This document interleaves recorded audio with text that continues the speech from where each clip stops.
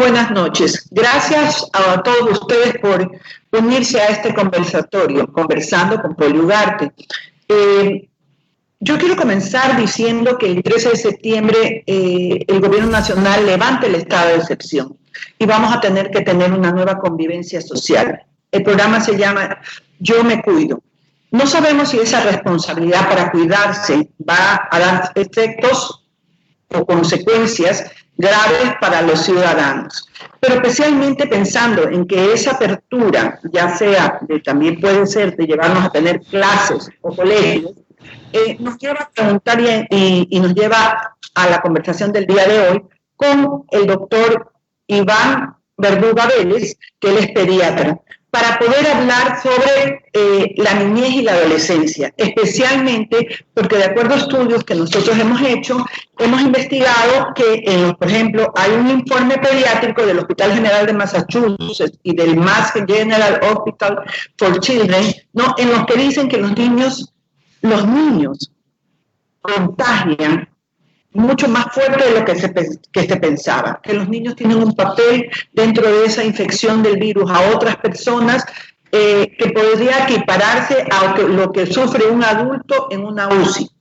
Eso es realmente preocupante, pero no solamente queremos hablar de lo que pasa fuera de los estudios médicos que han hecho afuera, sino que también tenemos grupos de pediatras de nuestro país, del Ecuador, y especialmente en nuestra ciudad de Guayaquil, que han venido interviniendo para poder luchar contra el coronavirus, y esos son los pediatras, y uno de ellos es nuestro invitado del día de hoy, que nos va a informar cuál fue el trabajo de ellos, cuál fue la investigación de ellos, cuáles son las consecuencias o los resultados de esas experiencias que tuvieron como pediatras, porque todos sabemos que este coronavirus comenzó de una manera y hoy ha venido cambiando poco a poco y no es lo que al inicio se dio. Pensando también en muchas madres de familia que nos están viendo, que estamos preocupadas, yo como abuela, preocupada de mis nietos que regresen al colegio, si tenemos prevención, si sabemos hacer prevención, si nuestros niños tienen cultura de protegerse, si los niños tienen cultura de, en un momento dado, de lavarse las manos, de no pasarse el virus. Aún cuando muchos padres de familia tienen miedo, veremos hoy día los videos de lo que piensan madres de familia, lo que piensan maestras, cómo está el desarrollo de este virus, especialmente en los niños, cuando la OMS dice que hay que ponerse mascarilla a partir de los 5 años. Pero encontramos ya, y yo lo digo como ejemplo, a una amiga mía, ¿no?, de Quito, que ayer me contaba que a ella y a su hija de 2 años le dio coronavirus. Por ello, hemos invitado al doctor Iván Verduga Vélez, ¿no?, al cual le doy la bienvenida. Iván, bienvenido, y quisiera que nos saludes a los amigos que nos que están incorporados a este conversatorio. Muchísimas gracias, Poli. Qué gusto volver a verte así, aunque sea a través de las pantallas, como está de moda actualmente. En realidad será muy gratificante para comunicar a las personas, a tus radioescuchas o los video seguidores y a toda la comunidad que está muy interesada en este tema. Hablar del coronavirus es una cosa muy extensa, así que vamos a irnos remitiendo poco a poco a los temas más candentes del momento, a lo que está ocurriendo, a lo que puede ocurrir a futuro. Nosotros vamos a presentar a nuestro invitado. Me van a permitir leer. Iván Verduga Vélez es doctor en Medicina y Cirugía de la Universidad de Guayaquil, especialista en Pediatría en la Universidad Autónoma de México, UNAM, especialista en Atención Integral del Niño en Prevención y Profilaxis, Crecimiento y Desarrollo, Cuidado Clínico Intermedio, Intensivo en edades desde 0 a 18 años. Diagnóstico o tratamiento para enfermedades poco frecuentes o catastróficas, médico pediatra, neonatólogo del Omni Hospital y del Centro Pediátrico Guayaquil. Bienvenido, Iván, bienvenido a este espacio, conversando con Poli Ugarte. Y lo primero que quiero preguntarte, ya que estamos hablando de niños, de jóvenes, que la nueva normalidad nos puede llevar a que esos jóvenes, esos niños regresen a las aulas escolares. Y sabiendo esos estudios que acabo de nombrar, de que el papel de los niños en el contagio es superior a lo que nosotros pensamos, la pregunta es, ¿cuál es el papel de los niños en el contagio con respecto al coronavirus?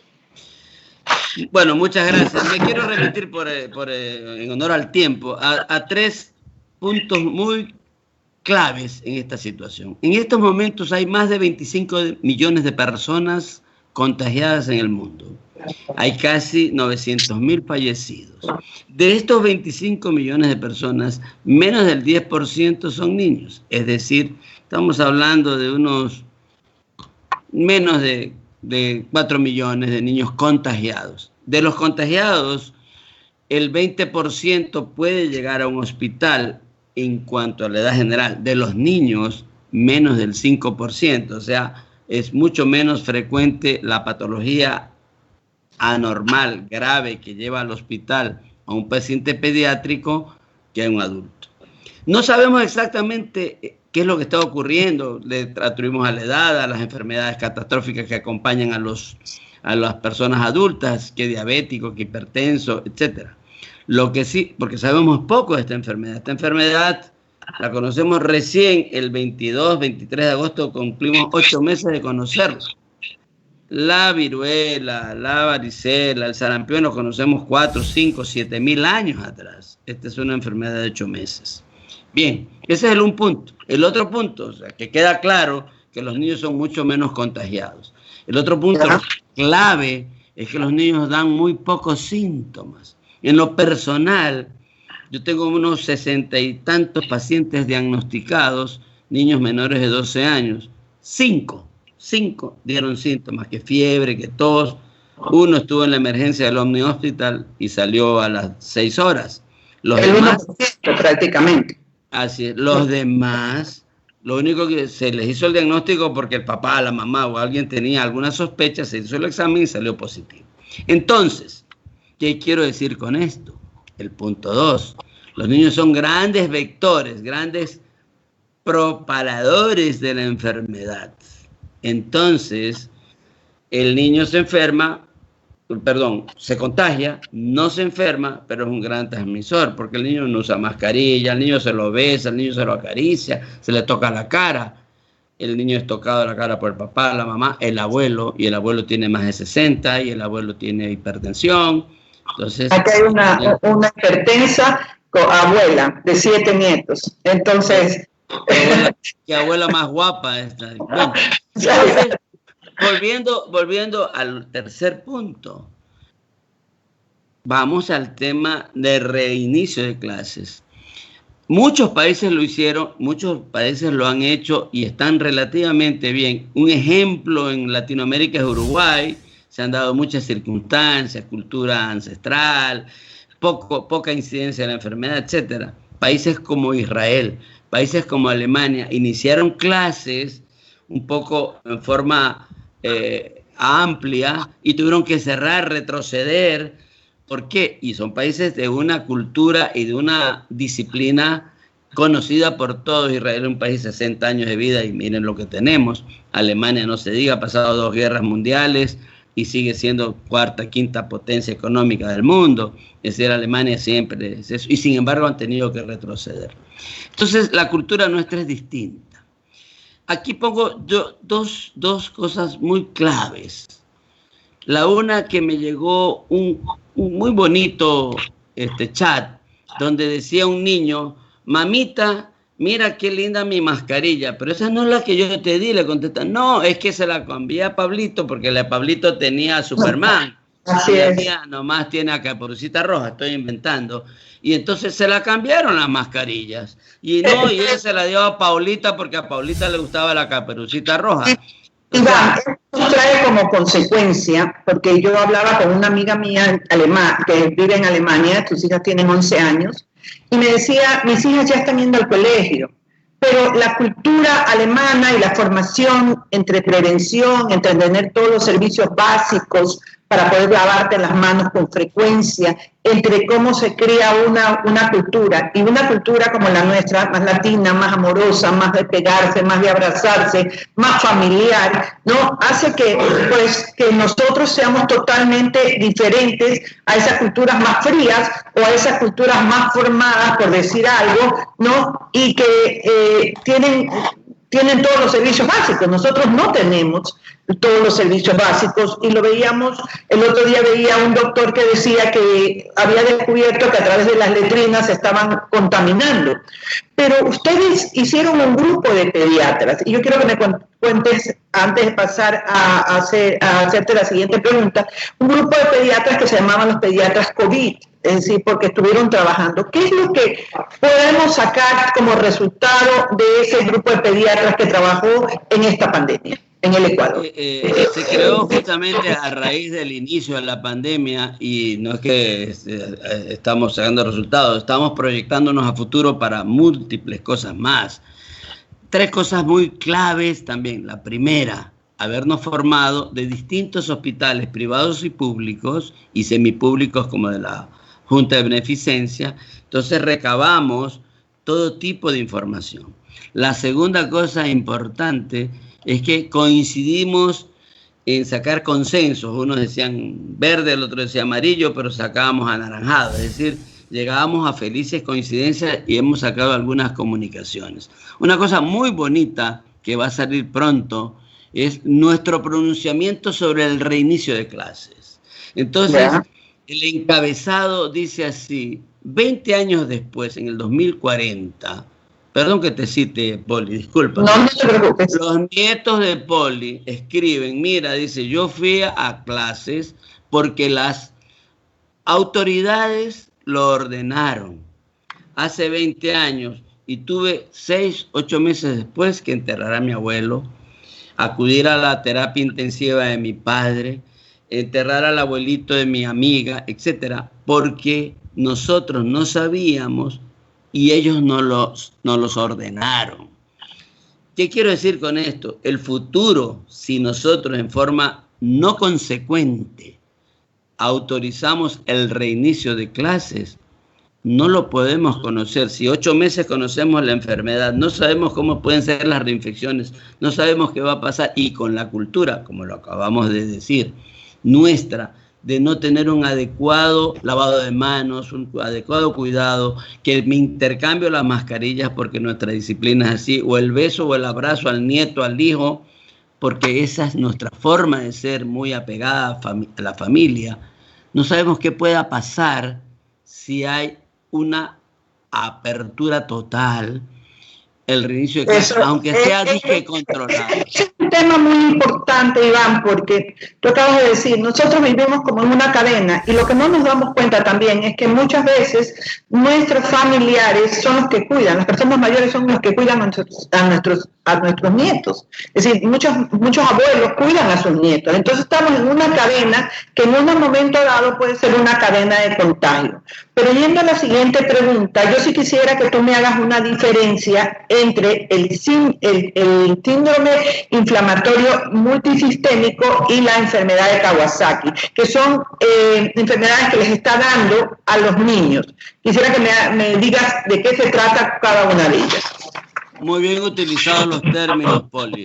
Una cosa es el síndrome y otra cosa es la enfermedad.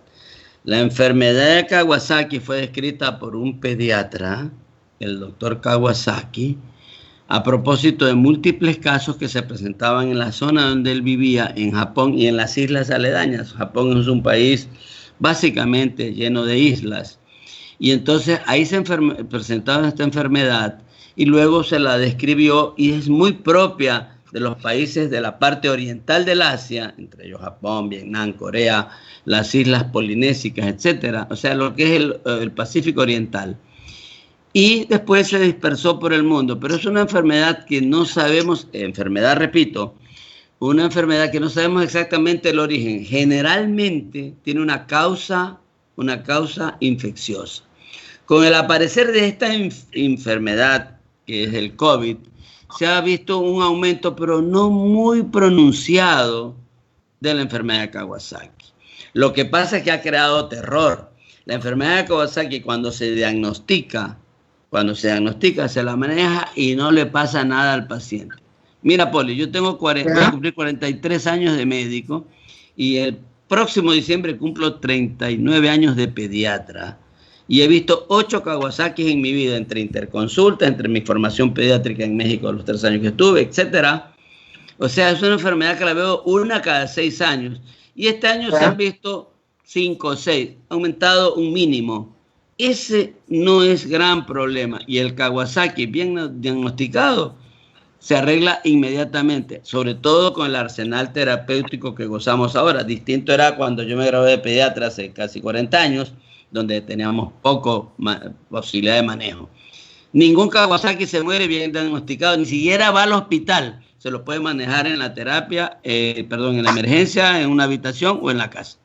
En cambio, el síndrome inflamatorio multisistémico es una enfermedad que sí está caracterizada por una infección previa. Y con el aparecimiento de esta enfermedad, que entre otras cosas presenta lesiones en la piel y el síndrome... ¿Cómo se puede presentar, Iván? Discúlpame, ¿cómo se puede, para que una madre de familia que nos esté viendo en este momento, cómo se puede presentar? Porque como tú dices, muchos niños no tienen síntomas. Entonces, ¿cómo se podría presentar este síndrome inflamatorio multisistémico para poder la madre sepa cómo poder llevarlo al pediatra y poder atenderlo? Porque entiendo que el síndrome es mucho más letal que el Kawasaki. Sí, no, el Kawasaki es muy característico y es de diagnóstico exclusivamente,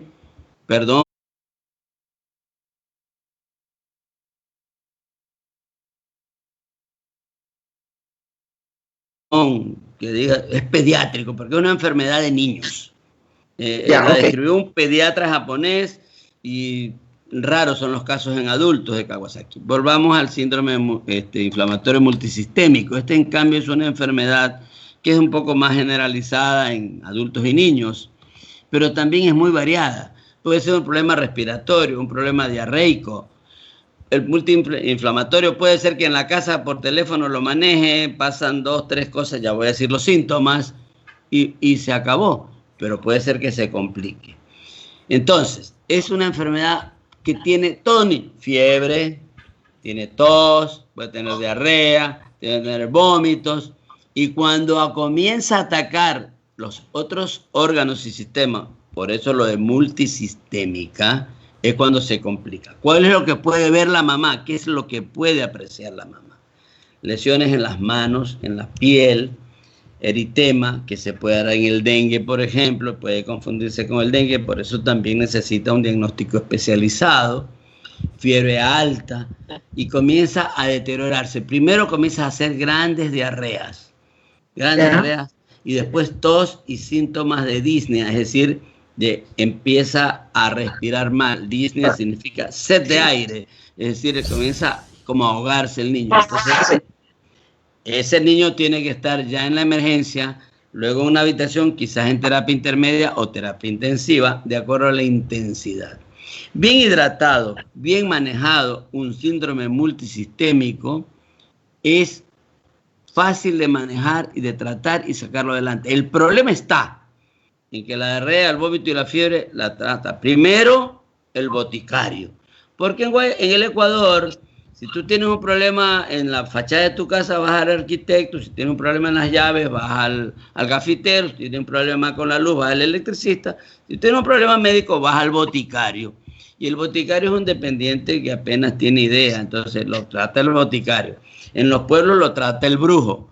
Y entonces nos llegan a los hospitales los pacientes ya complicados. Esos son los que van a terapia intensiva y lamentablemente muchos de ellos se mueren. Otra cosa, Iván, a ver, una cosa. La semana pasada nosotros tuvimos una fisioterapeuta y nos habló de las consecuencias que traía el haber pasado el COVID. En el caso de los niños, ¿también hay que hacer rehabilitación? Es que, bueno, perdóname, Poli, hablo de prepotentemente mis 43 años de medio, 39 años, pero tengo 8 meses conociendo esta enfermedad. Yo he tenido diagnosticado 47 pacientes, en el Omni han estado hospitalizados unos 10, 12 pacientes, y hasta el momento ninguno está complicado. Entonces, todo lo que se habla nos va a pasar, perdóname que te interrumpa, 2 o 3 años para ver cuáles son las realidades de las consecuencias que esta enfermedad va a dejar. Entonces, no te puedo decir hasta el momento. Yo el único paciente... En niños, porque en adultos ella nos contó, porque ella estuvo tratando en algunas clínicas, en la clínica Kennedy, ella estuvo tratando a 10 personas, con los cuales algunos perdieron, se le cayó el pie, es decir, la movilidad, etcétera. Pero vamos a ir, Iván, a oír a las madres de familia. Quiero oír a las madres de familia lo que ellas sienten cuando hablamos ya de la normalidad y en un momento dado los niños retornen a las aulas escolares. Veamos entonces lo que dicen las madres de familia. ¿Cómo no? No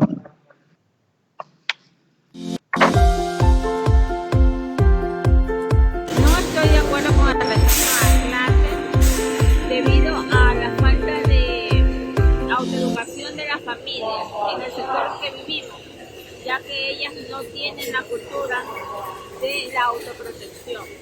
Muchas personas están en las calles sin los cuidados necesarios que deben de tener. Que realmente tengo miedo de que se vaya a infectar del coronavirus, el hecho de que le pase algo me da terror y no estoy de acuerdo con eso. Como habrán podido ver, hay madres que son opuestas totalmente a que los niños regresen a los colegios. Yo he oído a muchas madres de familia diciendo, prefiero que mi hijo pierda el año a que regrese al colegio. Otras demuestran el miedo a través del terror de que sus hijos se infecten.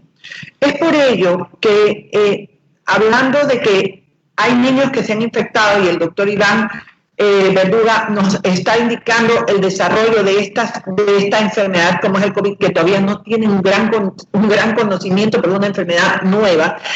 Hoy estamos hablando, Iván, de que puede darse una reinfección.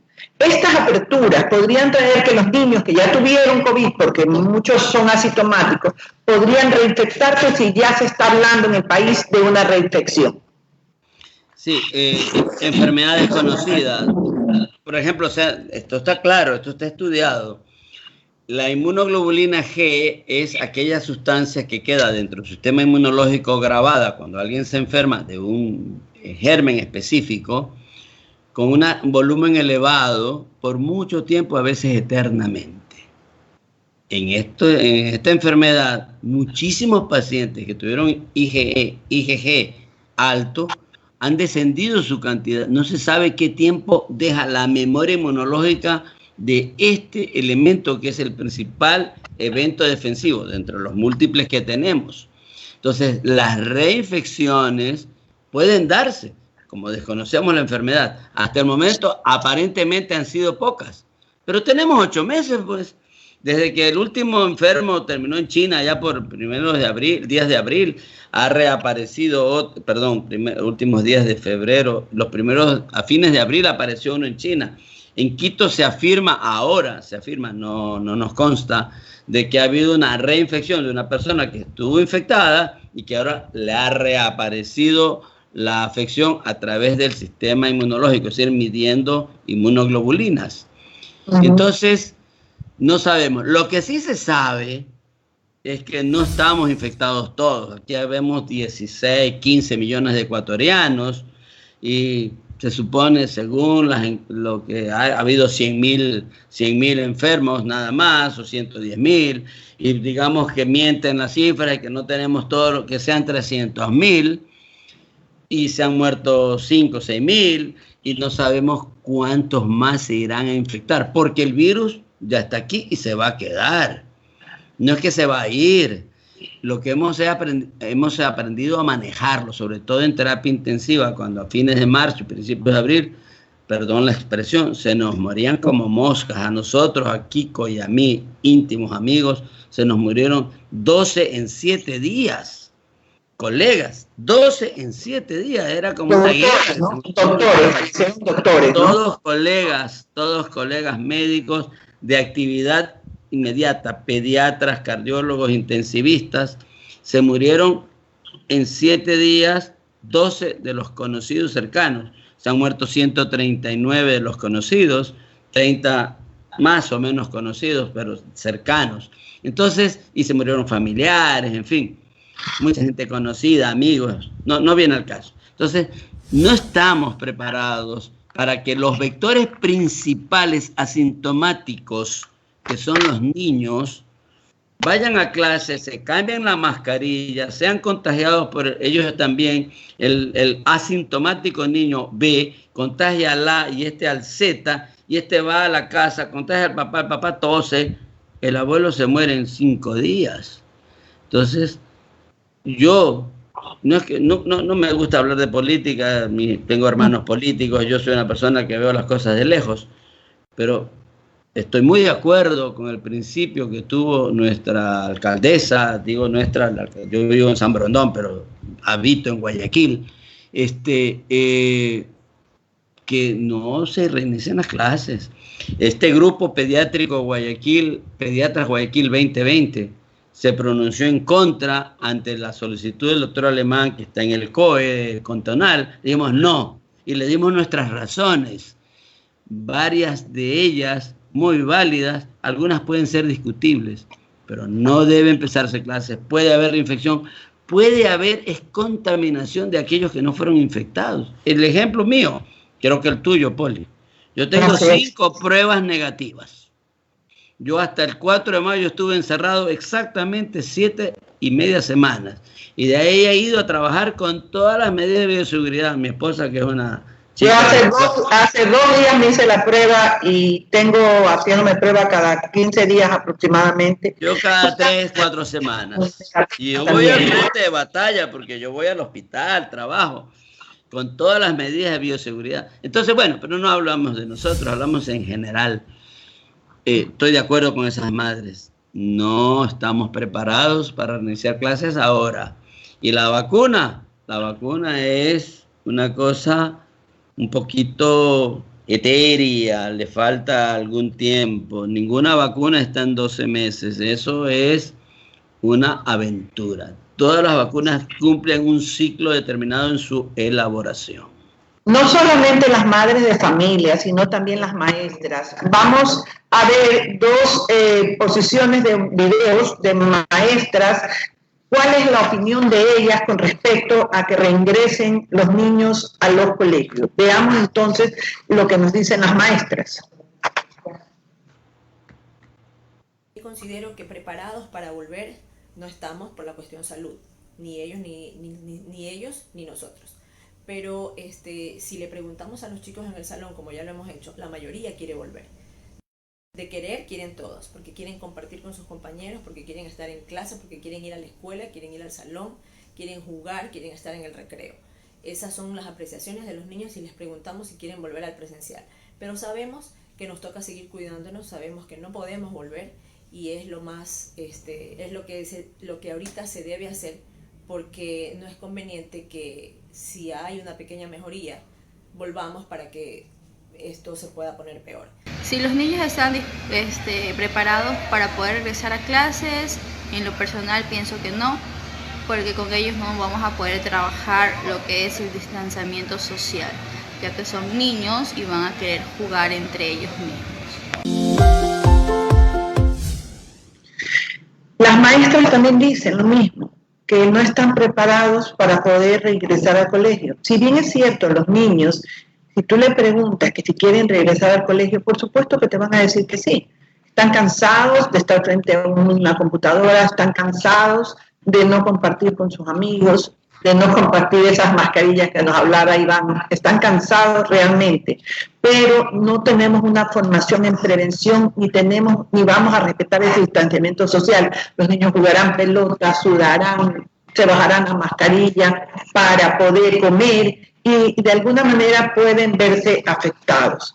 Antes de entrar a este tema, Iván, yo quisiera preguntarte, ¿Qué tanta seguridad le dan ustedes los pediatras a las madres de familia, por ejemplo, cuando quieres llevar? Yo he visto con mi hermano, tiene un hijo de 8 meses.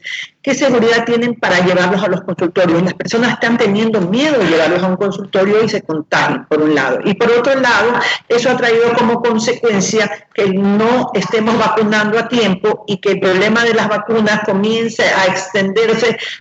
Por ejemplo, mi cuñada no vacunó a mi sobrino. La de las 4 meses lo puso a los 6 y así sucesivamente se fueron ampliando los plazos de la vacunación. ¿Qué daño le pueden hacer y qué tranquilidad pueden tener las madres de familia de ir a los consultorios de los pediatras?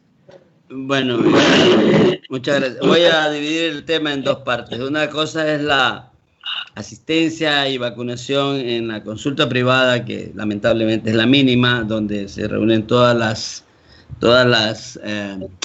las medidas de bioseguridad, y otra es en lo público. Bien, en la parte privada, tengo entendido que todos los hospitales, en el OMNI tenemos muchísimas medidas de bioseguridad desde el día viernes 1 de mayo, que se estableció desde que entran al edificio, etcétera. Se cumplen muchas medidas.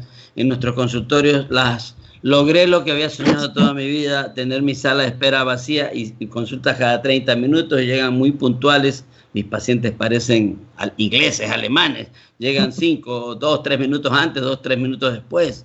Nunca hay más de un paciente en la sala de espera. Tenemos 2 salas de exploración, uno en una sala de exploración. Nunca se encuentra. Bien. Y esas medidas de bioseguridad dan certeza. Iván, cambiamos un poco la mentalidad de que antes tú ibas y llenabas la consulta, porque a mí me pasa lo mismo en el Centro Médico Poli Ugarte de la Fundación, ¿no? Que definitivamente todo ya se maneja por citas.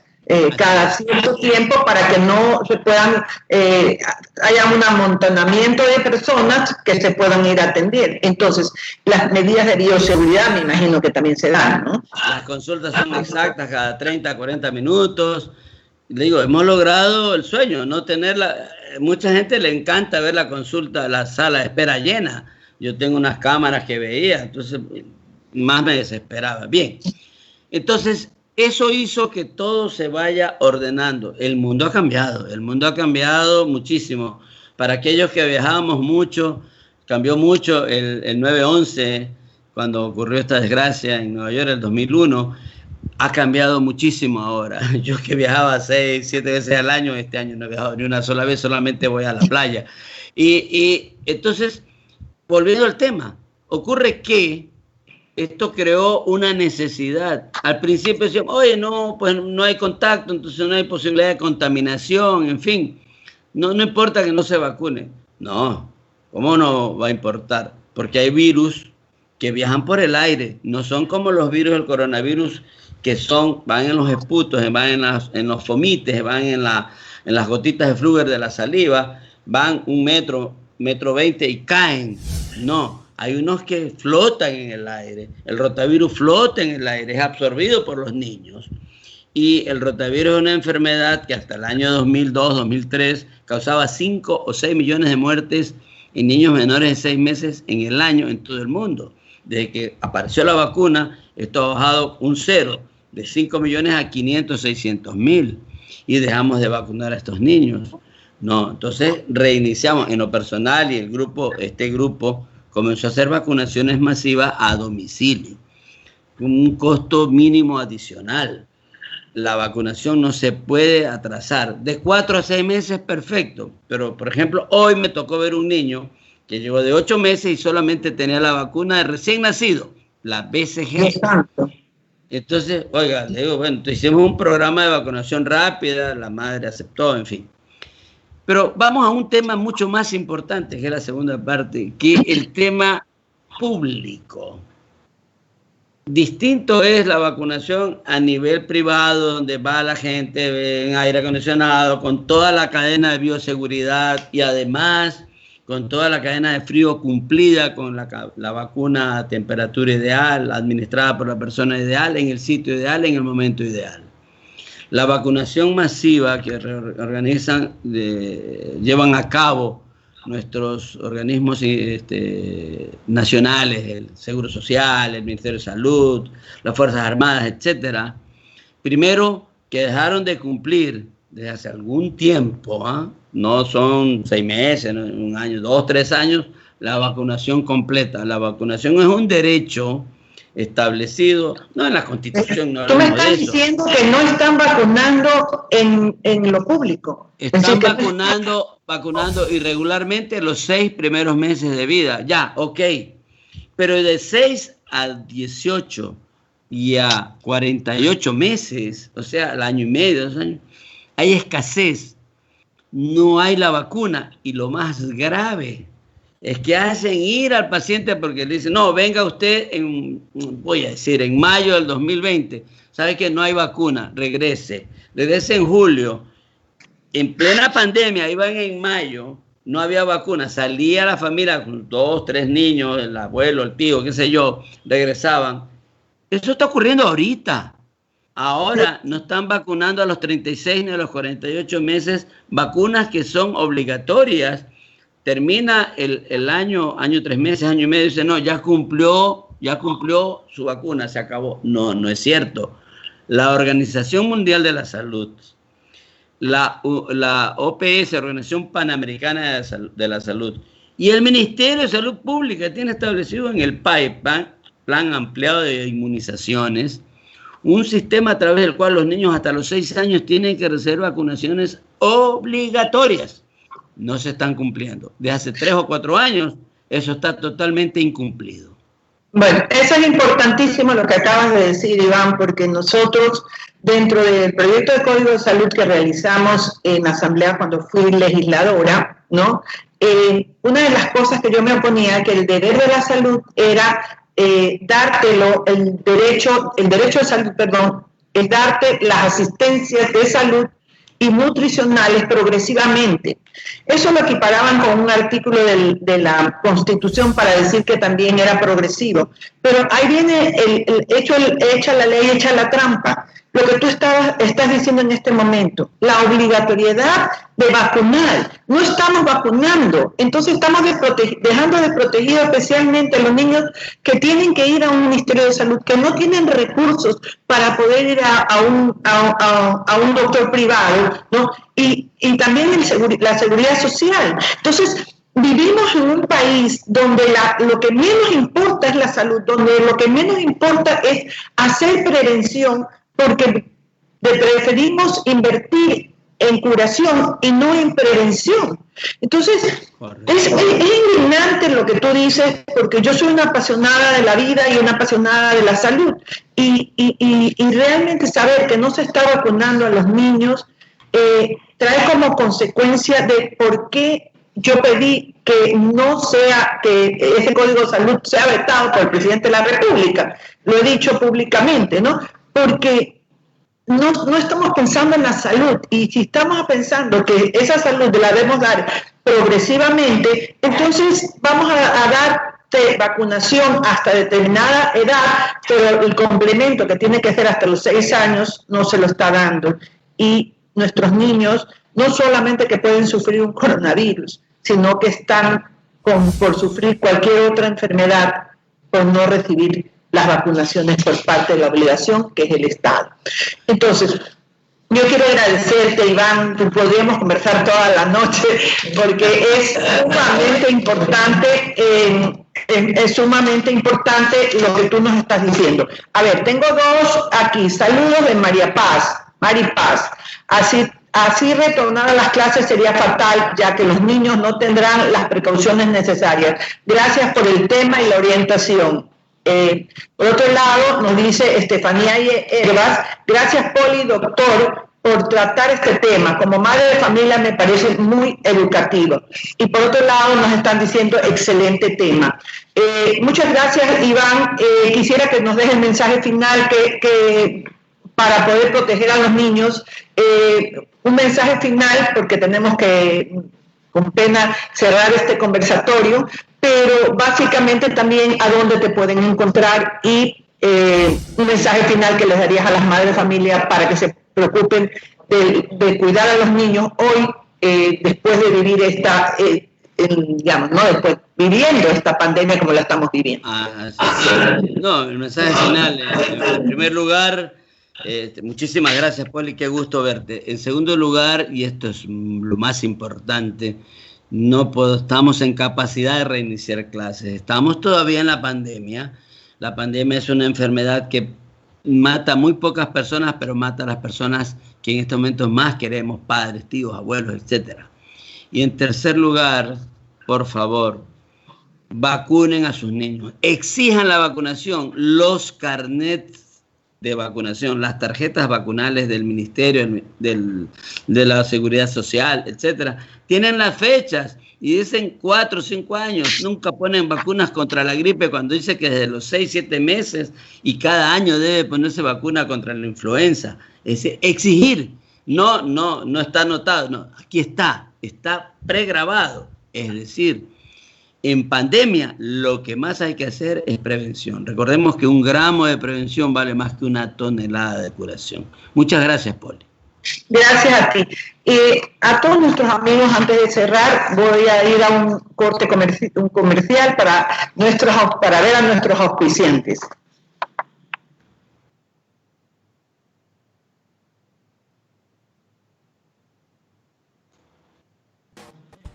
El Centro Médico Poli Ugarte de la Fundación reabrió sus puertas con todos los protocolos de bioseguridad. Contamos con los servicios de mamografía digital, ecografías, ginecología, consulta clínica y pruebas rápidas de coronavirus, con un personal médico calificado, con equipos de primera tecnología y con test de alta efectividad. Atendemos en la ciudad de Guayaquil, en la Ciudadela La Garzota, primera etapa, Manzana 13, Villa 1, esquina. Reserva tu cita a los teléfonos 603-8402, 603-8403. Te esperamos. Cuida tu salud y la de tu familia.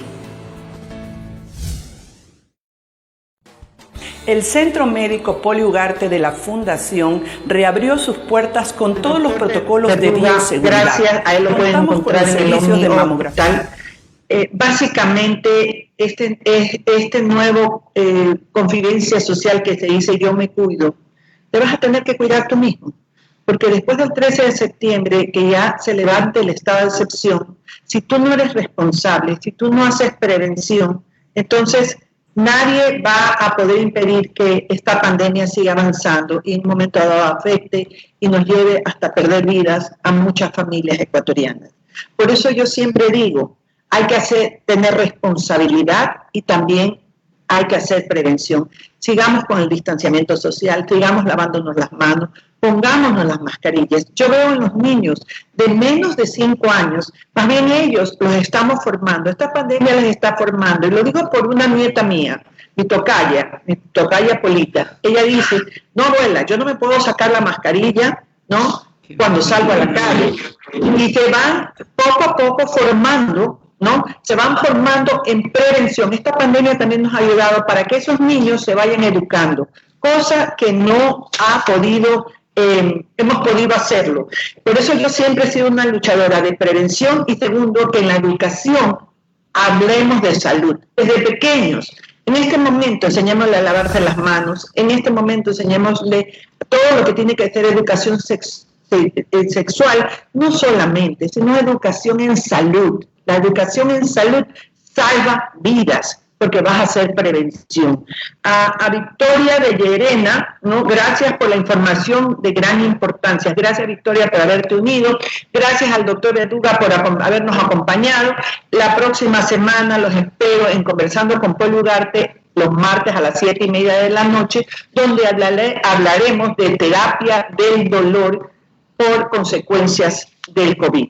Los espero entonces el próximo martes, 7:30 de la noche. Conversando con Poli Ugarte. Gracias, Poli. El Centro Médico Poli Ugarte de la Fundación reabrió sus puertas con todos los protocolos de bioseguridad. Contamos con los servicios de mamografía digital, ecografías, ginecología, consulta clínica y pruebas rápidas de coronavirus, con un personal médico calificado, con equipos de primera tecnología y con test de alta efectividad. Atendemos en la ciudad de Guayaquil, en la Ciudadela La Garzota, primera etapa, Manzana 13, Villa 1, esquina. Reserva tu cita a los teléfonos 603-8402, 603-8403. Te esperamos. Cuida tu salud y la de tu familia.